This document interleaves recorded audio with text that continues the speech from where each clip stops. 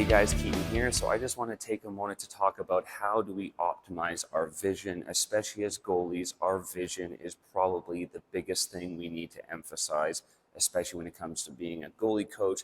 You need to make sure that the kid has good eye and head trajectory, because if you cannot see the puck well, tough to stop it. So what I would like to do is relate our eyes to a camera lens. So if, let's say, I am taking a video on my phone and I am chucking my chucking my camera left and right very abruptly, I'm probably not going to get the best footage. I'm probably not going to have anything in focus.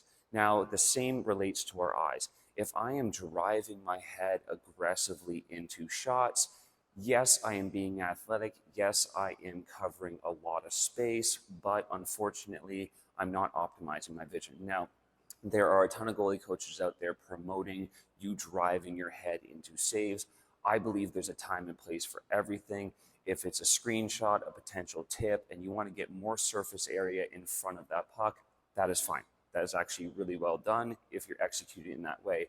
But if it's a direct shot with zero screens or tip options in front, you want to make sure that you are optimizing your focus. And if you can keep that puck in focus, that's probably the best way to track that puck. So we can do that by making sure that we have very minimal head routes directly angled down to that puck, rather than tossing, which I see a lot of kids do. They almost toss the side of their head at pucks, and then they're ultimately using their peripheral vision to track that puck in, which becomes harder. So keeping the puck in the middle of the head is the best way to do this, and making sure that you can do that in the easiest way possible, which usually requires you to just tuck the chin and track that puck all the way in and out with very minimal head and eye routes. If we overdo it with the head movements, just like I related it to my camera, our vision is going to be fuzzy. Now, again, the best athletes in the world are the best at cheating. So they're just really good athletically, and their brain is able to kind of fill the gaps with missing information.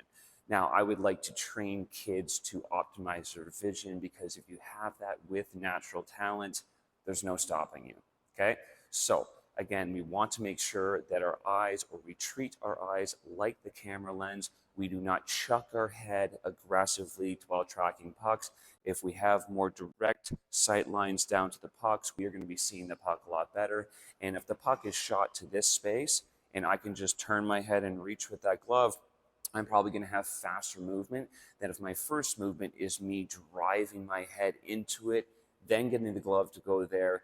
So you're going to see pucks a lot better if you maximize direct sight lines down to pucks, rather than just trying to maximize surface area. Try to make sure that you are working on this as just a warm-up routine, because the more you do it, the more you get comfortable with it, and the more likely it will become a habit. Hope this makes sense, guys.